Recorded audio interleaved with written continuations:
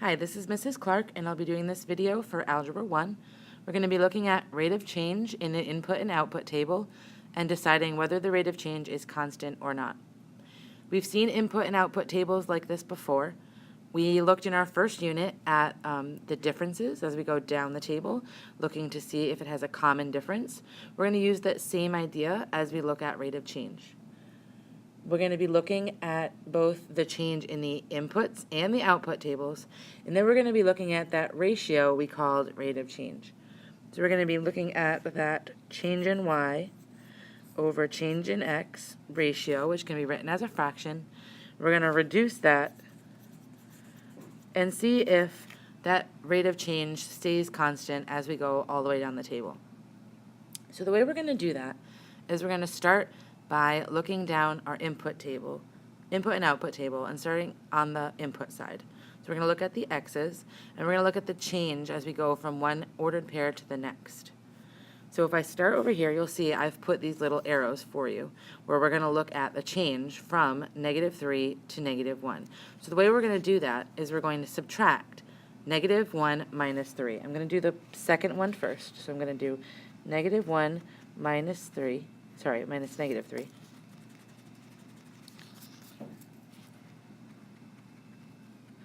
And that's going to equal -1 plus 3, which is 2. So our rate of change here actually is 2. Our difference here is 2. And then we're going to look at the next pair. We're going to change, what's the change from 3 to -1? So I'm going to do 3 minus -1. That's going to equal 4. So you might be thinking already, the change here was 2, or the difference here was 2, but the difference here was 4. How can that be constant when those are different numbers? So let's keep going down the table, and then we're going to look at that ratio at the end. So I go to the next pair. I've got 6 and 3, so 6 minus 3 is 3. So again, I've got something completely different. It's going from a difference of 2 to 4 to 3. And the last pair, 7 minus 6 is 1. So those 4 numbers are different. It doesn't have a common difference if I look down the x values. Okay, so now we'll look at the change going down the output column, the y column. I'm going to do the same thing here. We're going to do 1 minus -3, and that's going to be 4. I'm going to do 9 minus 1, and that's 8. 15 minus 9, and that's 6. And 17 minus 15,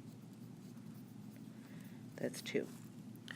So if I look down here, there's not a common difference here either. But what's important is this ratio, the change in y over the change in x. So here I've got the change in y on this side, and over here I've got the change in x. And I need to look at each difference separately. I need to write them each as their own ratio, and I need to see if that ratio remains constant as I go all the way down the table. So let me pull out this ruler or a piece of paper here and mark off what we're going to look at. So first we're going to focus on just the first change on both sides. So I'm going to focus on the change in y, which is 4, and the change in x, which is 2. And I'm going to write that as a ratio, 4 over 2. I'm going to move to the next set. I've got change in y, which is 8, over change in x, which is 4. So 8 over 4. Keep going. Next, change in y is 6, over change in x, which is 3.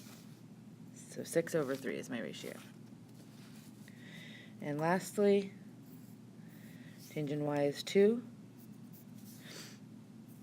over change in x, which is 1. So that's 2 over 1.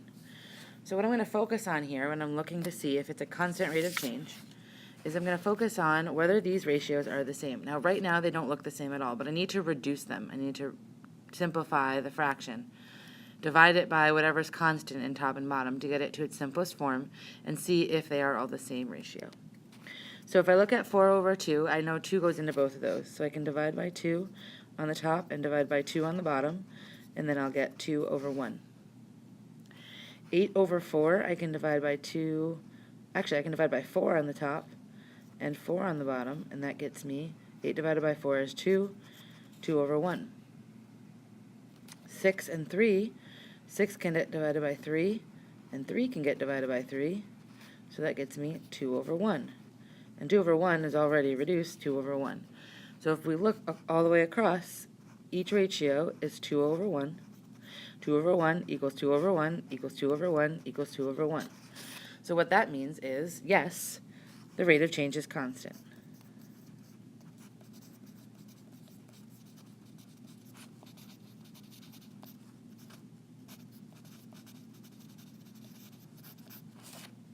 So when I write the ratio for each set of ordered pairs as I go down, or each difference as I go down, and I reduce them all if they are exactly the same, then I know that it has a constant rate of change. So what that means is the numbers are changing the same on the y as they're changing on the x all the way down. In the same ratio. They're keeping that ratio constant, which is allowing this to have a constant rate of change. All right, so let's go down to the bottom. We have a couple of examples to do.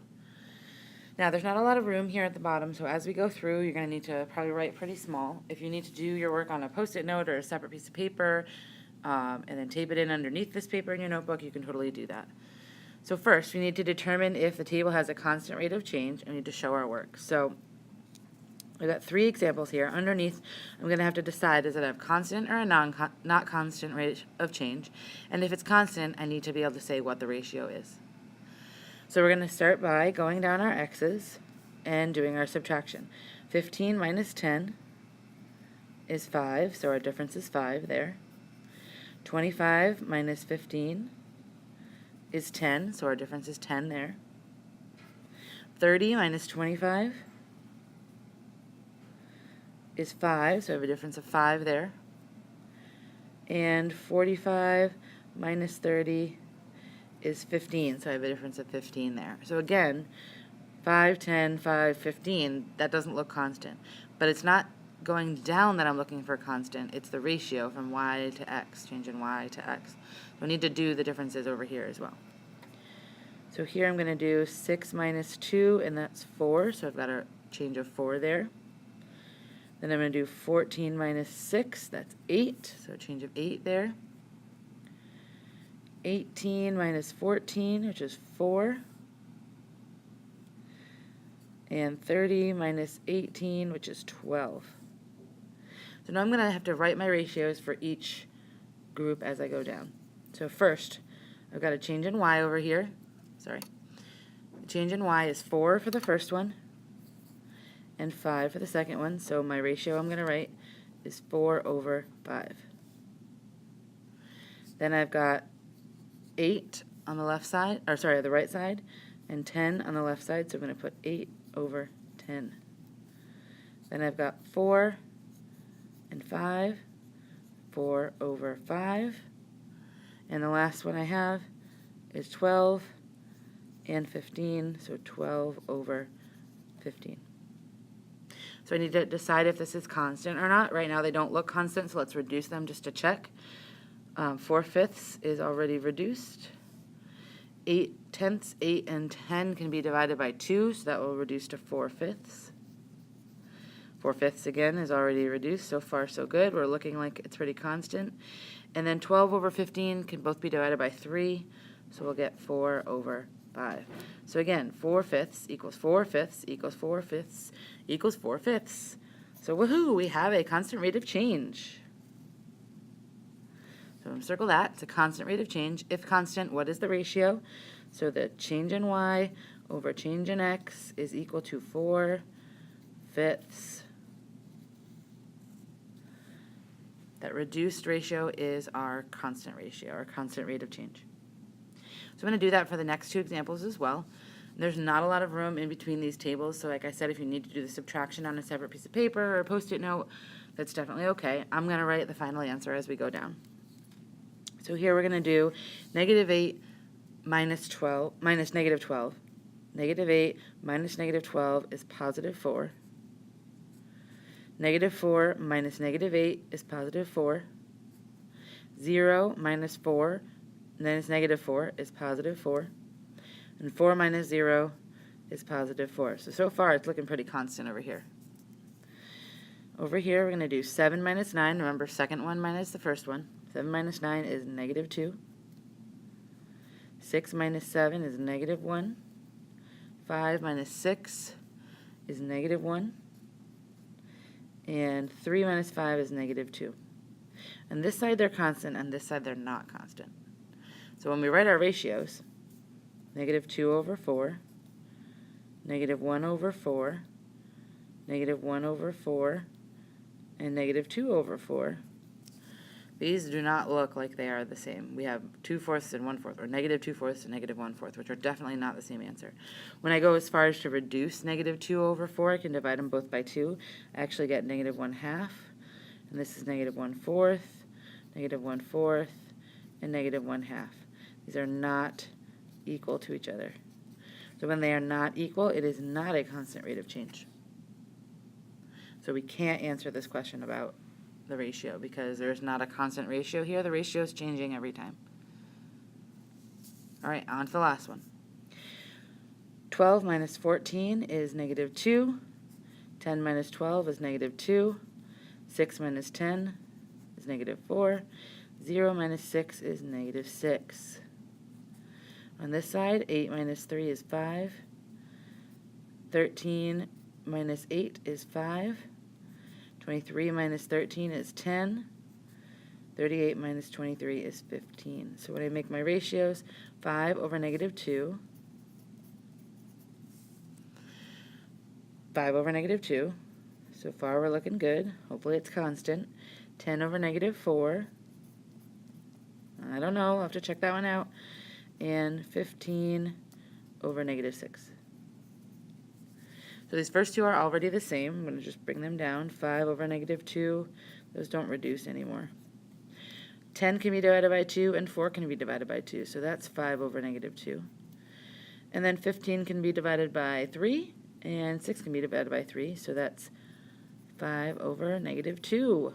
Again, they're all equal. 5 over negative 2 equals 5 over negative 2 equals 5 over negative 2 equals 5 over negative 2. So we have a constant rate of change. And that ratio, that change in y over change in x, is equal to 5 over negative 2. Be sure to write that in. So after you finish writing that down, let's get this glued into your notebook. Put this in your table of contents. The title of the page here is the rate of change constant? So let's get that glued in, and we'll be working with this in the future. Thanks for watching. Bye.